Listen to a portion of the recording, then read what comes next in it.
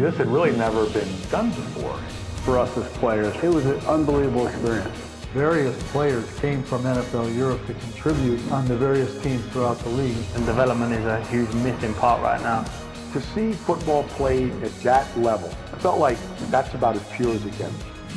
It was the good proving ground. Welcome to the NFL's international home, London's Wembley Stadium. Now, the old version of this venue played host to the London Monarchs, one of the founder teams of NFL Europe, a league that certainly made its mark in pro football history.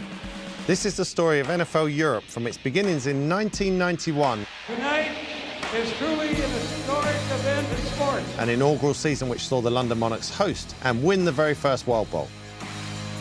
The entire UK has just adopted us, and it feels so good. And there's not a man on that sideline that didn't think this is the biggest day of their life. Don't get no better than this, baby! When you want to bring in a new game to a country, it's going to take 20 years. You can look around and see that various players came from NFL Europe to contribute on the various teams throughout the league. To this day, James Harrison still carries a Rhein Fire bag around as a reminder of where he started. I just love my experience here in Europe. I think it was so vital for my career. They wanted the feel of a true tailgate of an American football game, and they brought their own passion and their own individuality to it. Through to a bitter end which disappointed thousands of fans across Europe, but also served as a gateway to the regular season games we see in London today. It was emotional. Felt bad that something that they really enjoyed was taken away. NFL Europe began life as the World League of American Football in 1991 as the NFL sought to bring their game global with a particular emphasis on Europe. That bold move saw the formation of the Barcelona Dragons, the Frankfurt Galaxy, and of course our very own London Monarchs. There was very much a marketing element to this brave structure and this brave venture, but it was also about finding players, and this league produced a lot of great players. The league began as a cross-continent tournament with 6 teams in the United States, 1 in Canada and 3 in Europe, split into 3 conferences, North American West, East and Europe. 10 teams formed the World League of American Football. Now, the formation of 3 new American football franchises in Europe was always going to be a challenge. The teams didn't just need players, they needed coaches, support staff, practice facilities and, of course, stadiums. I got a call from somebody at the NFL office, and of course I had played for 5 years in the league, had retired, finished law school and was working, right, 9 to 5 sort of thing. Got a call from somebody who and said, hey, this league is starting, would you have an interest? And we know you've got real sort of background with the German language in Germany, and you were born there, right, Oliver? I said, no, I was born in Cleveland. You married a German girl? I said, no, my wife's from Houston. But my mother is German, they got all the facts wrong, but sort of the right direction, which is probably typical of the things we did over in Europe. Noch ein Sondergast, another special guest. There was relatively little time to put all the logistics together, to find the office space, do a stadium lease, find practice facilities, hire coaches, get those coaches organized, with a football staff. And this had really never been done before. And, we could not assume anything. We couldn't assume, for example, that stadium personnel knew how to line a field or where to put the goalposts. Football is maybe more than any other sport a game of logistics, and that includes during the week, right? It's not just game day, but during the week. Each team in the World League of American Football played 10 regular season games. The 3 conference winners advanced to the playoffs, and the next best record wild card team made it to the playoffs. In this league, every single contest mattered, not least the opening game in Frankfurt, Germany. The vast majority of Germans had no interest in American football. It wasn't part of their culture, they never played it. So we realized that our opportunity in Frankfurt, at least, was to have sport, but also have a lot of fun. Just put on an event. Opening game, we were focused on getting it as right as we possibly could, and we did. We had a pretty good crowd, and it was, I think, a fairly entertaining game between the Monarchs and the Galaxy. Tonight is truly an historic event in sports. The World League of American Football will play for the first time.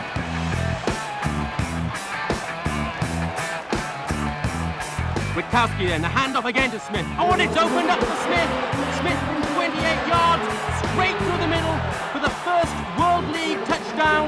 first touchdown of the World League. I love it. I love it. I made history. This Gelbaugh inside his own end zone, and he's aiming for John Horton. Horton, and he's away from his marker. His marker stumbled, and this boy Horton can climb. They will not catch him from there. And it's a reverse, and it's to Dana Brinson. And Brinson trying to get round the back, and he's into the end zone. A third touchdown of the night for the Monarchs. A first in the World League for Dana Brinson. And it's time to celebrate, because that will surely put the result beyond any doubt. The loss in the opening game was just the start of the journey for the Frankfurt Galaxy, because game 2 for them presented the kind of logistical nightmare typical of a transatlantic startup league. We had totally forgotten about travel the next day. I assumed, and obviously incorrectly, that it was the league's responsibility to book flights and all that. So, long story short, in order to get from Frankfurt to, I think it was Columbus, for the second game of that season, we had to bus to Paris. And of course, the bus driver went to the wrong airport. He went to Orly as opposed to Charles de Gaulle. You know, we had to put the guys up in a hotel, and Jack Elway, our head coach's credit card wouldn't work. I guess he overspent his limit, you know, and then we finally get, you know, on the flight to the U.S., but had to fly to Atlanta, obviously, right, because Delta was our partner, and then, you know, we'd somehow make it up to Columbus. And it was about a 4-day sort of trip, right, for these guys, and a couple of them, you know, had basically threatened to quit because the logistics really weren't very intelligent, weren't working out very well. There's a zillion stories like that. Getting stuck in traffic, being late for games, those sorts of things that you look back on them and they're funny a little bit, but of course, as you were going through them, they were major catastrophes or major crises. But you also realize how quickly, you know, people can be taught sort of the needs, requirements of, you know, of an American football team. But it was as I look back on it, an exhilarating time. But I think when I was going through it, in some cases, it was a terrifying time. Yes, those kind of logistical challenges ran throughout the existence of NFL Europe. There were the famous short end zones at White Hart Lane, a game between Amsterdam and Scotland where the teams could only play in one direction. And of course, these challenges were exacerbated in year 1. It was a real challenge for the head coaches and the general managers, but not for the players. They were having a blast, particularly those on the London Monarchs who were soaking up the British culture.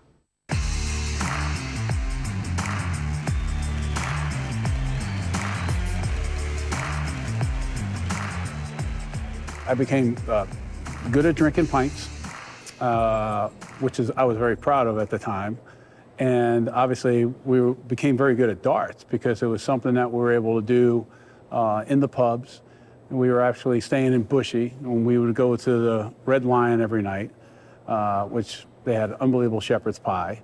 And I mean, I still, you know, till this day, I don't think, I can never get the same type of shepherd's pie in the States as you can get over in London. You're going to be right at home when you come. Yeah, right at home. Because every time I've gone out there to play, the first thing I think about is, okay, what pub am I going to? What is, you know, what and who has the best shepherd's pie? And that's the screen pass to Judd Garrett. And just look at the protection from those nasty boys, and Garrett could go all the way and has, and that's a touchdown for the Monarchs. Those other guys, you know, took up a lot of the attention, rightfully so. I mean, had probably one of the best offensive lines in the league. John Horton was obviously a great player. Stan Gelbaugh was unbelievable that year. We had a premier defense as well, so there was a lot of great players, a lot of personality, you know, to go around, and I just sort of tried to fit in and help out the best I could. It was an honor to play in Wembley Stadium. It was a great atmosphere. The fans were always into it. They were cheering. They knew when to cheer, when not to cheer, which was good, and it was just a great experience for me. While the idea of a professional American football team in the UK was still a new one, London really got behind the Monarchs in 1991, both in terms of the fan support here at the old Wembley Stadium and in terms of the national media. Covering the Monarchs in '91 was probably the most fun I've had in my career as a journalist.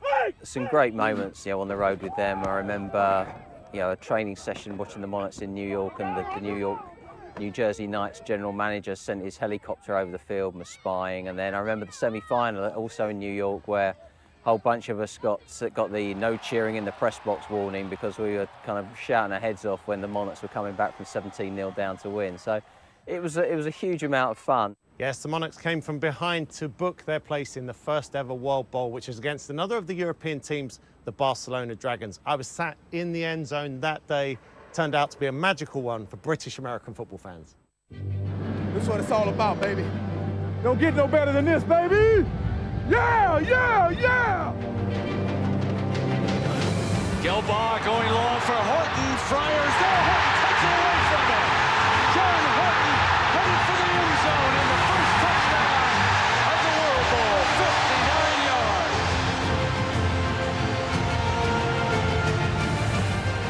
Good blocking by the offensive line. A bad pass. Crossman will walk in for the touchdown.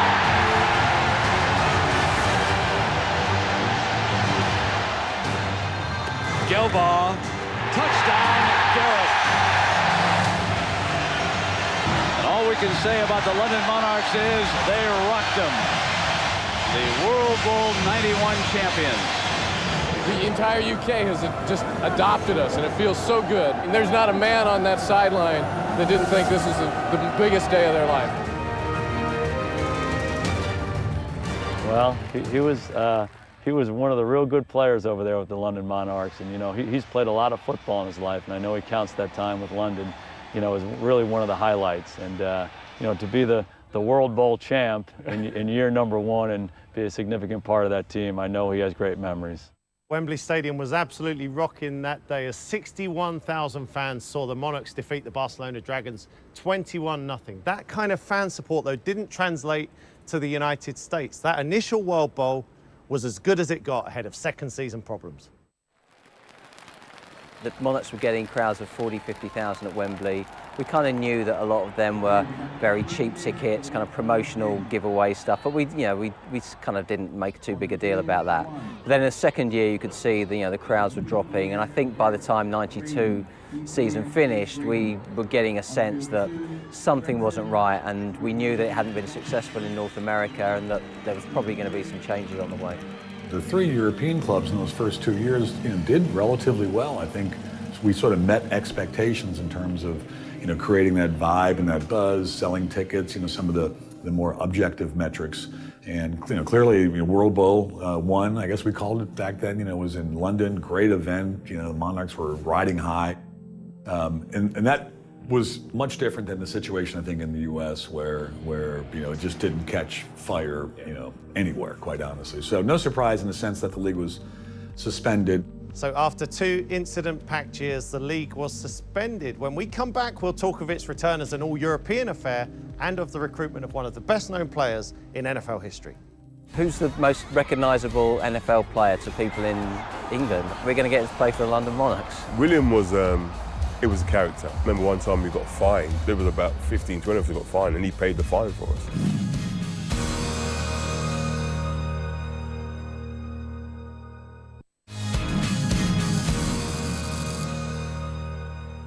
The World League of American Football regrouped and returned in 1995. There were 4 fewer teams, no representation in USA or Canada. This league was now officially an all-European affair.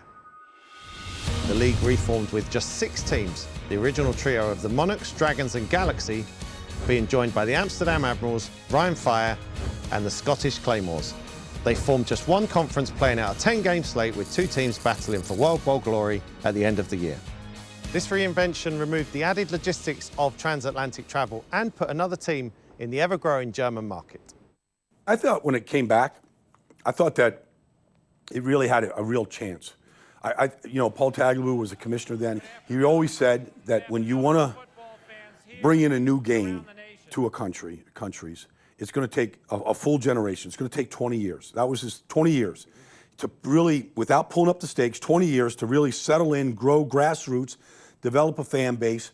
And I really felt like when they came back as NFL Europe, I thought that they were really on that path. It was a little bit of a different feel when we came back because it was an all-European league.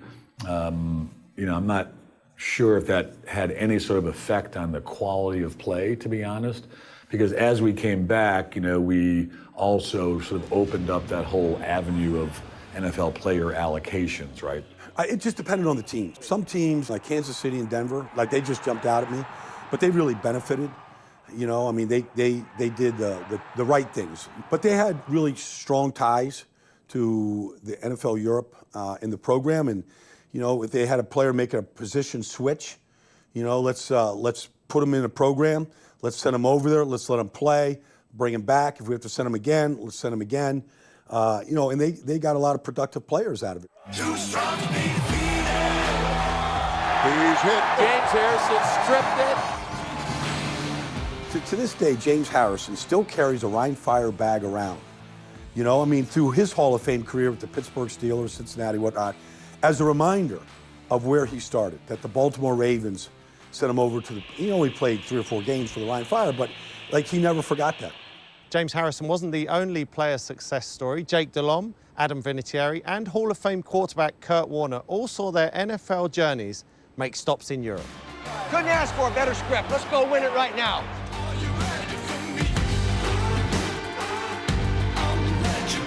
St. Louis, the gateway to the West, is now the gateway to the best football team in the world.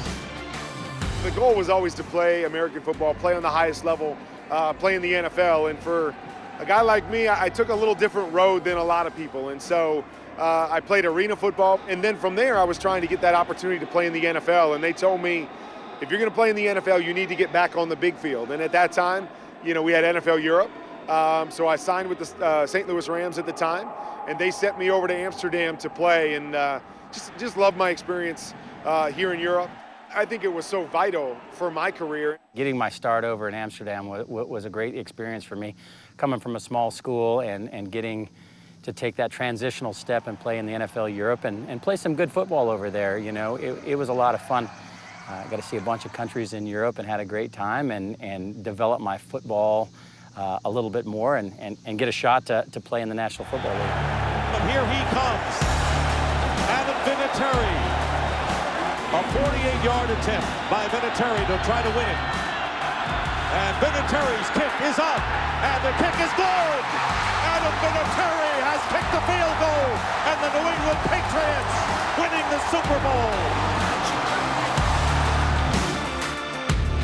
No one has scored more points in the history of the NFL than Adam Vinatieri. This ball goes to the greatest of all time.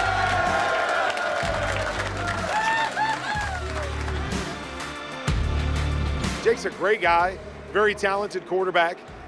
You know, kind of cool to look back now and know that both of us ended up playing in the Super Bowl. 2 guys that were over here playing in Europe and did some really, really good things. So a great training ground for us, a great opportunity for us to build a relationship and start a friendship that still goes on today. The league didn't just create successful players who went on to NFL glory. It also recruited one very famous Super Bowl winner, a member of the 1985 Chicago Bears, in William Perry, better known as the Fridge. Yes, William Perry has scored on a 1-yard touchdown run in the Super Bowl. And I remember being called into a meeting in Oliver Luck's office. So Oliver Luck, who was head of the league, and Gareth Moores, who was then GM of the London Monarchs. And they said, oh, well, OK, we've got a plan. You know, who's the most recognisable NFL player to people in England? I said, well, it's still the Fridge. Yeah, that's the one that everybody recognises. That's who taxi drivers talk about. He said, yep, we're going to get him to play for the London Monarchs. I mean, you know, I kind of almost fell off my chair. Well, we'd kind of had some initial conversations with his agent. We'd established that he was somewhat interested. He said, just drive into Aiken, South Carolina. You will know which is the Fridge's house. So we drove through pouring rain, down the I-20, and then suddenly loomed this, what I can only describe as sort of something, a mix of the Addams family house and Buckingham Palace. Had towers and turrets built everywhere. It was like it'd been built like someone with a lot of money and not much taste. His wife opened the door, she showed us in. Fridge is sitting there in one of those lazy boy chairs with his carpet slippers on, can of beer.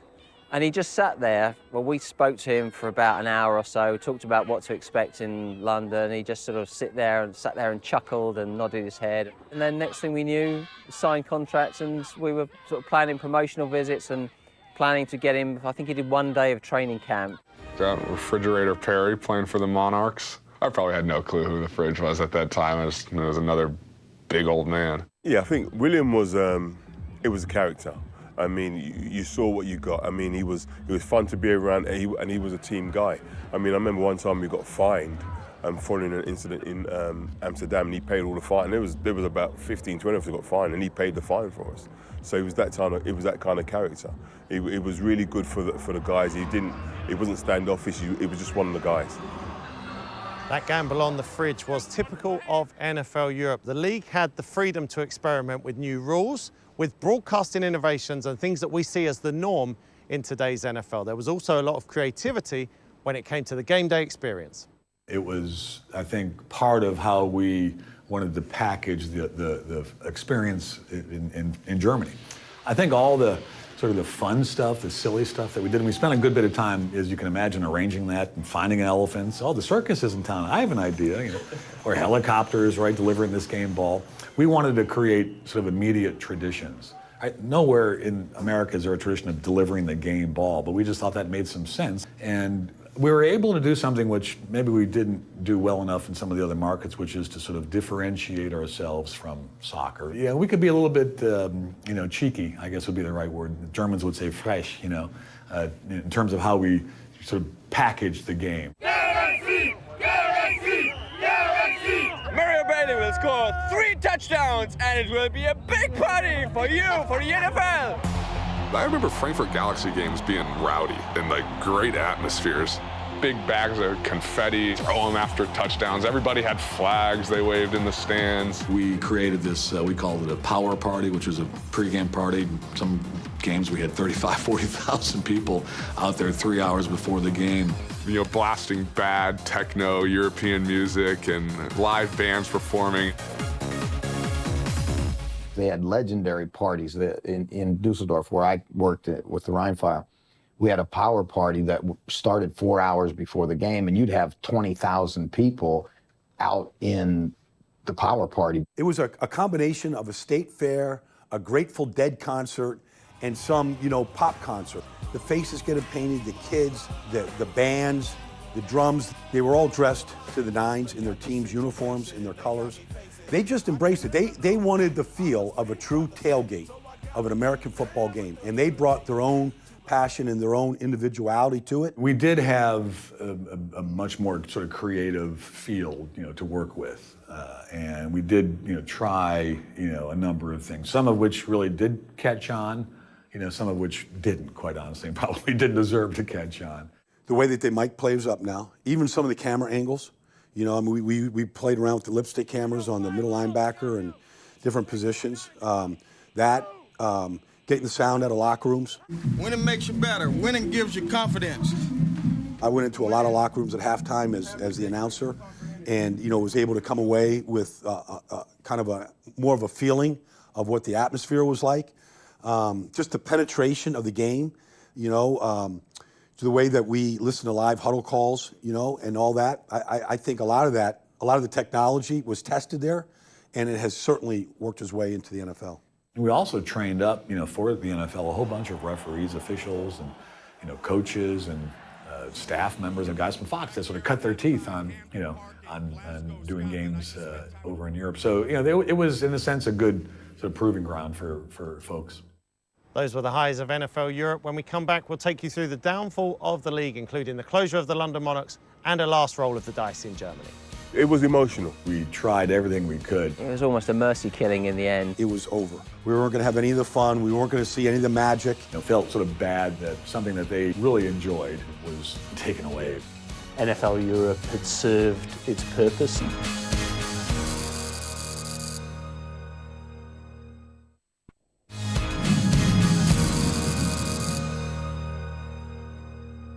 '98 resulted in significant rebranding. The World League became known as NFL Europe.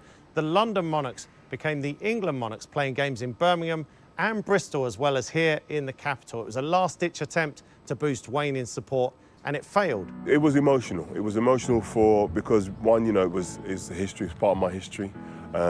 Two, I was working for him, and, you know, you always wonder what's next around the corner. And I remember the office just being in shock, and it was hard to manage all those emotions. I was sad to see them go, but it was was almost a mercy killing in the end. We tried everything we could, you know, playing games out in Bristol and Lord knows all throughout, you know, the south of England.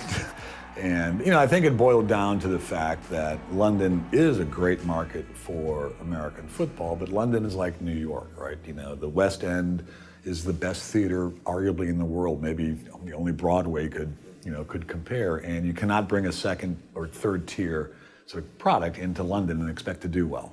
I think we kind of felt like we tried everything, and against that you had the sense that Germany was where the league was doing well, and why not put an additional team in Germany and see if we could kind of stretch the interest there even further. I think the term mercy killing is probably accurate. So the closure of the England Monarchs resulted in the addition of the Berlin Thunder, but the relocations didn't end there. The Barcelona Dragons were gone by the end of the 2003 campaign to be replaced by the Cologne Centurions. A year later, the Scottish Claymores fell on their sword, making way for another German squad in the Hamburg Sea Devils. It was really smart from a business standpoint because, you know, there was an incredible appetite for American football in Germany at that time, and it fits the German psyche. They like the pageantry of American football and the whole thing around the game, and they have a very vibrant game going on in Germany. Well, I mean, they had great attendance. They had great fan participation. At Hamburg, I think the first year we started, we had maybe like 20,000 people at the game, and by the last year, we would have like regular 40,000 people at the game, and when we played in Frankfurt, it'd be like 55,000 people at those games. It was huge. You know, the World Bowls, the big games that were played, you know, in Waldstadion and, you know, in Dusseldorf and, you know, and to some degrees even in historical Berlin, you know, and to see them, you know, even out at Olympic Stadium in the history that surrounded that, you know, those were some really big days for us. Being there, being in those cities, being in those stadiums, it had all the juice of, you know, it felt more like an SEC game on a Saturday night than did even NFL games for us. There's no doubt NFL Europe was hugely popular in Germany, but it required a significant financial investment, as some in the NFL questioned if it was the right international approach. The writing was on the wall for the league, and the catalyst for closure came with a change of NFL commissioner. If you recall, that was really the transition from Paul Tagliabue to Roger Goodell. So I think part of the new commissioner coming in and taking a look at his strategy, where he wanted to focus, and a sense from Roger and the owners that NFL Europe had served its purpose. In a sense, it wasn't a surprise. You know, I give the NFL folks, including, you know, the commissioner, Roger Goodell, a lot of credit for you know, playing, I think it was a total of 17 seasons maybe, and that's a lot. And that's a lot of. Gave it a good run. Yeah, no, they gave it a good run. They gave it every possible, you know, chance to make it. And you could argue some markets did, in fact, make it, you know, and others didn't. But that's, in a sense, no surprise, because that's, I think, typical of any sort of startup league. You know, you're going to have markets that really flourish and gravitate, you know, wrap their arms around this team, and others where it's, you know, it's a little bit of a different, you know, approach. The buzz in Frankfurt that weekend, you know, was they were going to pull the plug, like it was going to be the end. I felt like when I left Frankfurt that weekend that it was over, and that we weren't going to come back to any of these stadiums. We weren't going to have any of the fun. We weren't going to see any of the magic. We weren't going to see any elephants walk into a stadium with the World Bowl trophy around its trunk. And it was a little bit tinged with sadness, you know, because I had seen sort of the, you know, those early moments when there was incredible enthusiasm, you know. I mean, the first year in Frankfurt, it was our last game. We weren't very good. I think we were, you know, 3-6 or something. But we played Sacramento. I think had we won that game, we may have had a chance to get to the playoffs because of the quirky system we had, you know. But we sold 50,000 tickets in Frankfurt, which was remarkable. So I had seen that enthusiasm, how much fun people had, and, you know, felt sort of bad that something that they really enjoyed, right, was taken away, if you will.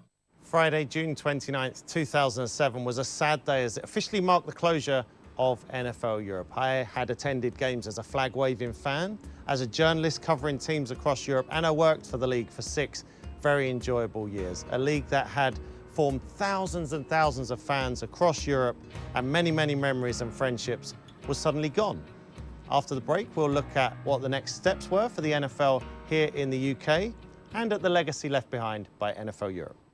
I think you can look around and see that various players came from NFL Europe to contribute on the various teams throughout the league. And what it was an opportunity for a lot of guys who would not have been competitive for them to compete.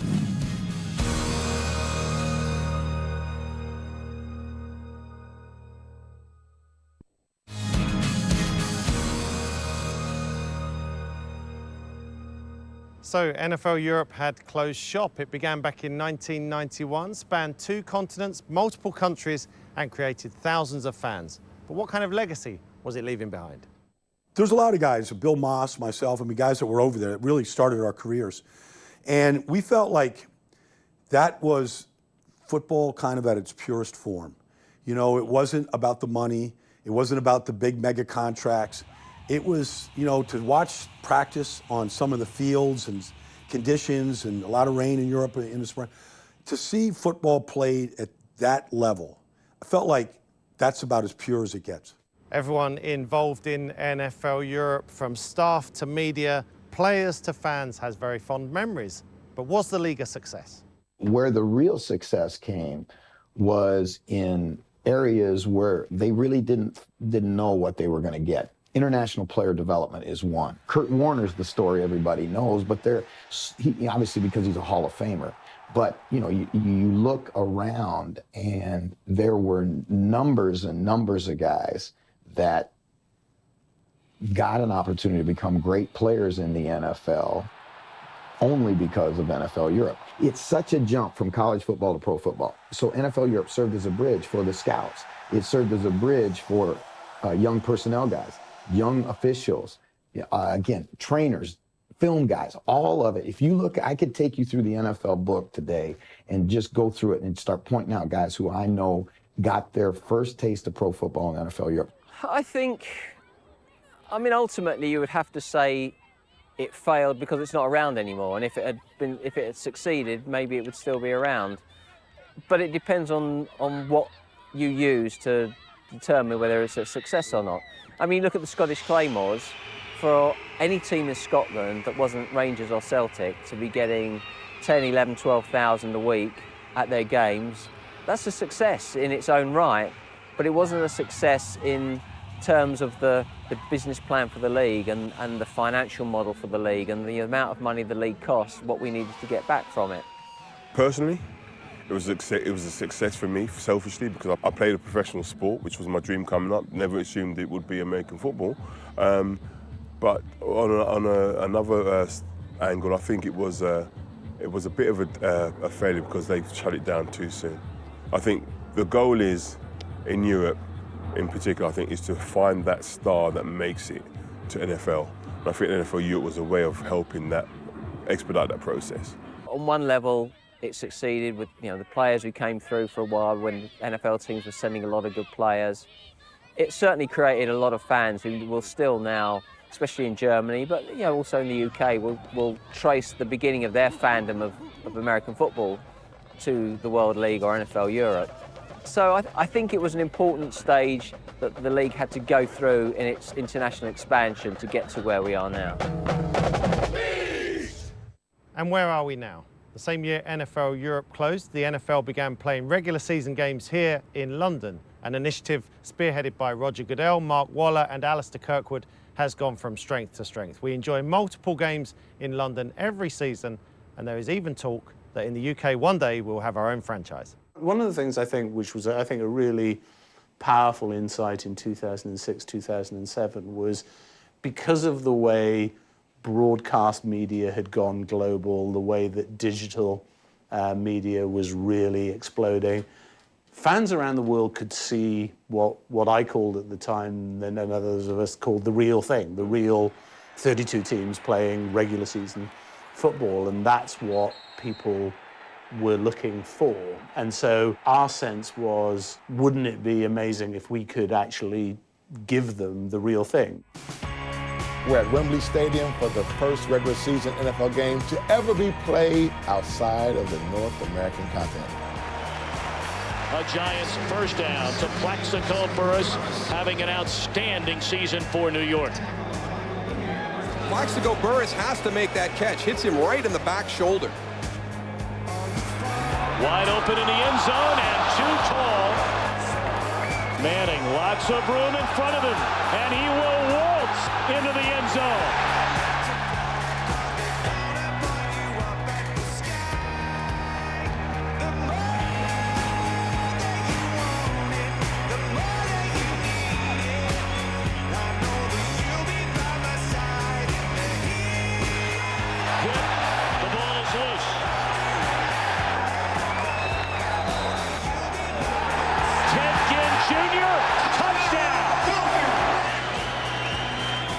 Going to tie a ribbon around this first ever jaunt for the National Football League in a regular season game off the North American continent.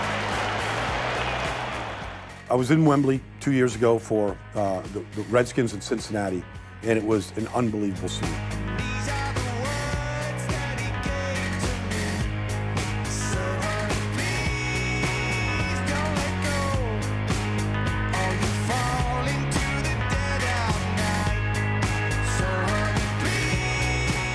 The whole weekend, it's an event. These tickets they sell out so fast. I was part of the pregame festivities, and the fan interest, they're still wearing their London Monarch jerseys and, you know, remnants of NFL Europe or the World League. There's a great historical follow. It's really fantastic. I mean, the outpouring of love, interest, excitement for these games. I didn't know that I could have ever predicted it just quite like it is, but it's really pretty fantastic. The Wembley games, in my mind, are the closest you will get to a Super Bowl and not be at a Super Bowl, because you've got fans from all 32 teams there. It's a gigantic party. It's a week-long experience. I believe that the goal is grow the popularity to a place where, if ownership wants it, the market can sustain its own team, its own franchise, and that would be the best way to engage fans. We are evaluating it, and we are seriously considering it. We see the benefits of doing it. I would expect a decision will happen pretty soon, but we want to continue to be very aggressive here, to bring our game here and allow the fans to engage deeper and longer here in the UK. For us to expand and grow, we're going to have to do it internationally. The game is the greatest sport going. I know all the people in Europe love soccer, and we're involved in soccer in America. But American football is just so special. I think if the NFL can figure it out logistically, it makes sense. The fans are hungry for the game. They'll support the team. It's just a matter of figuring out how to make it work. Over the next decade, I'd be very disappointed if we didn't have a permanent team here in London as the start of our real growth internationally. I think that London's probably the best place to do it. Just the energy here around sports. It's relatively easy to get to in terms of coming from America too as well. And so it would be a great place to play. I'm happy that England has been able, and London has been able to promote these games and put these games on in a lot of beautiful new stadiums. But I always felt like Germany was where the heartbeat of NFL Europe was. And those fans were as good as any fans in any city, including Philadelphia. I mean, they were tremendous fans. And I felt like if you ever put a game on in Frankfurt or Dusseldorf or Berlin, you'd get the same type of fandom that you get right now in London. The playing of regular season games in London has expanded on the fandom of NFL Europe, but there's still a void, the development of players for the NFL. We need it more now than we've ever needed it. I mean, the restrictions on practice, on hitting, contact, I understand all of the safety, I understand all of it. But players have to play to improve. And I just see players not get either the opportunity. We'll never know if, you know, a Kurt Warner who started with the Green Bay Packers could ever get that chance. And if he could someday end up in Canton. We may never see that opportunity for a player like that again. Well, I think you can look around and see that various players came from NFL Europe to contribute on the various teams throughout the league. And what it was an opportunity for a lot of guys who would not have been competitive for them to compete. It's kind of like where we are in the league right now, quite frankly. One of the big questions is the development of players. You know, how are we going to develop players? I think the worst thing for a quarterback to do is to not get any reps. So regardless of where you're playing or the level of competition, I think when you're getting live reps, especially for a quarterback, it's extremely helpful and meaningful. I wish there was some sort of league that could still help guys to grow. If they come out of college and they're maybe not ready to play in the NFL, I wish there was an opportunity for them to go somewhere and learn the position and become a better player, very much like I did, because that was really the only opportunity that I had to prove to people I could play in the NFL. My answer to that is give us 20 practice squad guys. You know, I'm not a mathematician, but multiply 32 by 20 and see how many players you're working week in and week out just to prepare your own team. They would be your scout team, but they'd be coached. They'd all be in your meeting rooms. So that's the important thing, is for players to continue to be developed. NFL Europe featured some great players, colourful coaches, and crazy fans. But for me, this league will always be about the people and the stories associated with them. My favorite memory of all time is Manfred Bergsmüller, who was over 50. He was our George Blanda in the NFL Europe League. And he maybe weighed $150. Right, little guy, but a great kicker. He's, I think, in the record books as the leading scorer in NFL Europe history. His first kickoff, right, he ran up to the ball, whacked it, and then made a beeline for the sidelines. Did not want to have anything to do with anybody, right, on the opposing team, because they would love to, of course, jack him up a little bit, right? And he just made a beeline for the sideline. And I'll never forget, I talked to him after the game, and I said, that's probably a pretty good move you made there. He says, yes, wisdom comes with age. Taking Americans who've never been out of their area to Amsterdam. That's what I'm going to say. Say no more. That you can share. Well, you know what? That's really that's a hard one to narrow down, because there were so many amazing moments. I'm not sure if it's my favourite or my least favourite NFL moment. It's certainly the most bizarre, and he goes back to the fridge. We had written into the fridge's contracts, at the insistence of his wife, Sherry Perry, that William could not be filmed or photographed with adult females. And I'm not quite sure why that was, why she thought he was such a great catch. But when we brought him over for his first PR tour, we arranged to get him on The Big Breakfast. And The Big Breakfast at that time had a slot on there where Lily Savage, Paul O'Grady's character, used to interview people lying on a bed. It was in bed with Lily Savage. We spent an entire Sunday afternoon in the NFL Europe office in Mayfair showing Sherry Perry videos of Lily Savage, convincing her that it wasn't a real woman, that it was actually a man in a dress, therefore it was okay for William to be filmed with her. And eventually she said okay, and he went on the show the next day. But that's probably the most bizarre afternoon. There's better ways to spend a Sunday afternoon, I can assure you. Me being a Christian guy, I think one of my favorite stories being in Amsterdam was when I got there, priority was for me to find a church in Amsterdam that I could visit while I was over there for the couple months that I was there. And I can't tell you the grief I got, because every time I was going to church, my teammates would see me in the red light district, and they would sit here and go, okay, how is this supposed to work? And I'd have to argue, trust me, I was going to church. I don't know if all of them bought it or not, but but that was always a great time. Our memories it go far and wide, Neil. I mean, it was a great decade.